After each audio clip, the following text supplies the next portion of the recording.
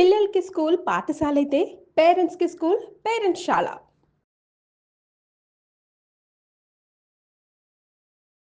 నమస్తే రమ్మగారు. నమస్తే జయ. రమ్మగారు, మనము శ్రావణ మాసంలో జరుపుకునే పర్వదినాలప్పుడు గానీ, వరలక్ష్మి వ్రతానికి గానీ, ఎవరైనా ముత్తైదువులు పిలిచినా, మనం వారింటికి వెళ్ళినా, ఆకు ఒక్కతో పాటుగా శనగలిస్తారండి. ప్రత్యేకించి మనం శ్రావణ మాసంలోనే ఎక్కువగా చూస్తూ ఉంటాం. దీనికి ఏమైనా ప్రత్యేకమైన కారణాలున్నాయా? శనగలు మంచివి. ఆరోగ్యానికి మంచివేనా? ఇప్పుడు ఇది వర్షాకాలం కదా. ఈ వర్షాకాలంలో రకరకాల ఆరోగ్య సమస్యలు వచ్చేందుకు అవకాశం ఉందా మనకి? మరి ఉన్నది. దీనికి ఏదైనా ఒకటి ఖచ్చితంగా ఇవే తినాలి అవే తినాలంటే తింటామో తినమో. అవును. ఇప్పుడు ఖచ్చితంగా అదే మన ఇంట్లో ఉందనుకో, నువ్వేం చేస్తావు? ఖచ్చితంగా. వేరే దారి లేదు, అందులోనూ ప్రసాదం అంటే మరి తింటాం వదిలేయం ఇంకా. తప్పకుండా. మామూలుగా గురువారానికి శనగలు చెప్తారు కదా, నీకు తెలిసిందే. అవునవును. బుధవారానికి పెసలు, గురువారానికి శనగ. శనగలు. అయితే ఈ శ్రావణ మాసాల్లో వీటిల్లో ఈ ముత్తైదువులకు ఇవ్వటానికి దీనికి కారణం ఏంటంటే, ఇదొక దాన ప్రక్రియగా వెళ్తుంది. మన తాలూకు కొన్ని గ్రహదోషాలు ఉపశమిస్తాయి.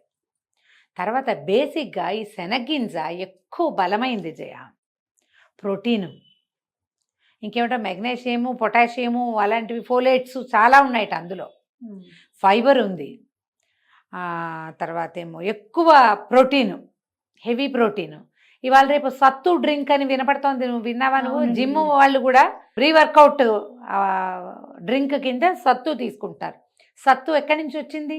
శనగలే కాదు సత్తు అంటే. సత్తు అంటే అదేదో కాదు జయ, వేయించిన శనగలు. శనగలు ఉడకబెట్టి పాప్ చేసి వేయిస్తారు. ఆ పొడే సత్తు పిండి. సత్తు అదే, ఇంకా వేరే గింజ కాదు అది, శనగలు. మామూలుగా మనకి శనగపిండి కొంతమందికి సూట్ కాదు. సూట్ అయిన వాళ్ళు హాయిగానే తింటారు. శనగలు తిని మంచినీళ్ళు తాగామంటే 2 గంటల దాకా ఆకలేదు మనకి. ప్రసాదంగా అన్ని శనగలు తిన్నా ఆకలి ఎండిపోతుంది.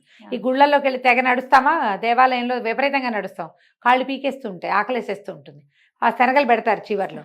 అంత హైరాన్ ఉండదు, ఆకలి హైరాన్. ఆ అన్ని శనగలు తిని మంచినీళ్ళు తాగితే 1 గంట దాకా కిక్కురు మందు పొట్ట, ఆకలి వెయ్యదు కదా. ఈ శనగ పచ్చిగాను ప్రోటీన్ ఉంటుంది, ఉడికిన తర్వాత ప్రోటీన్ ఉంటుంది, వేగిన తర్వాత ప్రోటీన్ ఉంటుంది. హెల్త్ బెనిఫిట్స్ చాలా ఉన్నాయి కదా. హార్ట్ హెల్త్ కూడా మంచిది.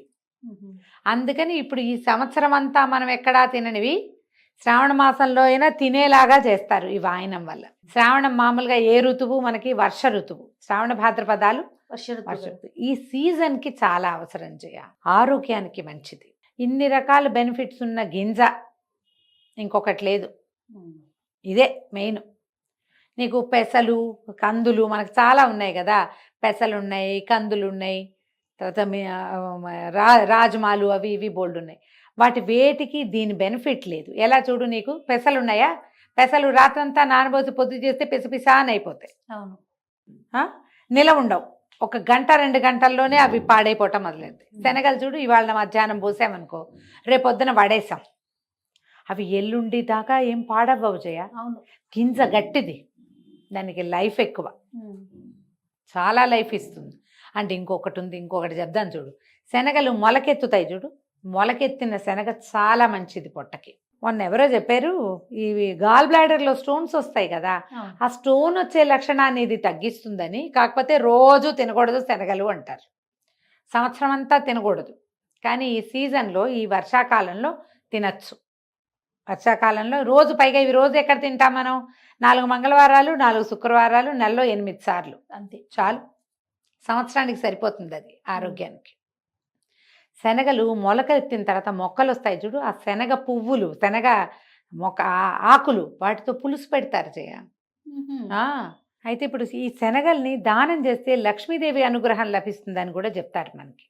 ఇది ఇప్పుడు శనగలు సాధారణంగా ఎప్పుడు చెప్పుకుంటాం మనం? గురువారాలు శనగలు దానం చేస్తారు. బుధవారం పెసలు, గురువారం శనగలు చెప్పుకుంటామా?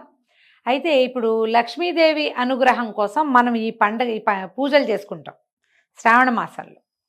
ఆమెకి ఇష్టమైనది ఏమిటి? పసుపచ్చటి బద్ద అయినటువంటి శనగబద్ద. పసుపచ్చటి గింజ కదా, అందుకనే కదా శనగపప్పు ఇష్టమని లక్ష్మీదేవికి మనం ఏం చేస్తాం?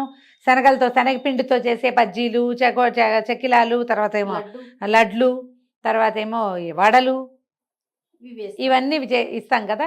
ఇప్పుడు ఆమెకు ప్రీతిపాత్రమైన గింజ తాలూకు హోల్ గ్రెయిన్ ఇది. అదే కదా అంతే పూర్తి కదా. గింజ ఏమిటి శనగ. అది దాని వల్ల ఏంటంటే మనకి ఇప్పుడు మామూలుగా దాన ప్రక్రియ అనుకోజయ్య, దానం ఇస్తామంటే అందరూ తీసుకోరు. అవును. పైగా ఎవరైతే దానంగా స్వీకరిస్తారో వాళ్ళు దానికి పరిహారంగా ఏదైనా చేసుకోవాలి. ఇప్పుడు మనం ఏం చేస్తాం, దీన్ని వాయినంగా ఇస్తాం. ఉమ్. అది కూడా సాధారణంగా ఈ అమ్మవారి దగ్గర నివేదన చూపించేస్తాం వాటిని. ఈ నివేదన చేయబడిన వస్తువుని స్వీకరించడం వల్ల అవతల వాళ్ళ ఎవరికి దానం తీసుకున్న తాలూకు దుష్ప్రభావం ఉండదు, ఆరోగ్యానికి ఎలాగూ మంచిది. మనకు కూడా మన చేతిలో నుంచి ఇన్ని శనగలు బయటికి వెళ్ళటం వల్ల ఏమవుతుంది, ఆ గ్రహం తాలూకు అనుగ్రహం లభిస్తుంది ఓ. కదా. ఉమ్. అందుకని ఇది ప్రవేశపెట్టి ఉండవచ్చు. ఇంకా ఏ గింజ ఈ రోజుకి పెట్టలేదు. ఉమ్. పెసలు ఉన్నాయి దీనిలాంటివే, కానీ పెసలు పెట్టల. అవును. ఇది బలమైన గింజ, నిలవ ఉంటుంది. పైగా లక్ష్మీదేవికి ప్రీతిపాత్రమైన శనగపప్పుకి ఆధారభూతమైన గింజలు అవటం వల్ల శనగలు విశేషంగా చెప్తారు. అయితే మనం ఈ తెల్లవి ఇప్పుడు మనం కాబూలీ చనా దొరికింది, ఇంతంతలా ఉన్న తెల్లగా ఉంటాయి, అవును. అవి నానబెట్టేసరికి ఇన్ని అవుతాయి. అవును. కొమ్ము శనగలు, నల్ల శనగలు ఇస్తే మంచిది. ఉమ్. అవి నానబెట్టండి, సాతాళించి ప్రసాదం చేసి నివేదన చేసి ఇవ్వచ్చు. మనం వాయనంగా పచ్చివే ఇస్తాం. అవును. ఇది ఉపయోగపడేది, కూరకు ఉపయోగిస్తుంది, ఆహార పదార్థంగా ఉపయోగిస్తుంది, ఒక రోజు నిలవ ఉంటుంది. ఇది విలువైంది కాదు చాలా. కదా. అందుకని ఇలాంటి దాన ప్రక్రియకి ఇలాంటి వాయన దానాన్ని చెప్పారు. ఇది ఇప్పుడు ఎప్పుడు చేస్తాం, సంవత్సరాల్లో ఇంకెప్పుడు చేయం. ఓన్లీ శ్రావణ మాసం. ఓన్లీ శ్రావణ మాసంలో శ్రావణ మంగళవారానికి, శ్రావణ శుక్రవారాలకి మాత్రమే చెప్తాం. మా వాళ్ళు కొంతమంది అయితే బర్త్డేలకి వాటికి పిల్లలు పుట్టినరోజులు వస్తాయి, వాళ్ళ వాయనం ఇస్తే శనగలు ఉమ్. పెడతారు. ఉమ్. వాయన అలా ఇస్తే కనుక మనకి తప్పు ఉండదు, వాళ్ళకి తప్పు ఉండదు అవును. అవును. కదా. కరెక్ట్. తద్వారా అమ్మవారి అనుగ్రహం కూడా లభిస్తుంది. ఉమ్. ఆలోచించండి, ఇలా కూడా చేయొచ్చు. ఇంకా మనం నవమికి, పంచమికి, చవితికి పెసరపప్పు పెడతాం కదా రమ్మగారు. అప్పుడు మనం శనగల్ని పెట్టాం. ఆ, ఆ, చూడండి, ఇది అంటే ఏ కాలానికి అనుగుణంగా అలా పెట్టాలి. కాలానుగుణమే. ఇప్పుడు ఇది వర్షాకాలం, ఇప్పుడు ఇది ఈ బలమైన వస్తువు తినాలి, అవును. అందుకని ఇది పెట్టారు. అంతే. నమస్తే. నమస్తే చేయ.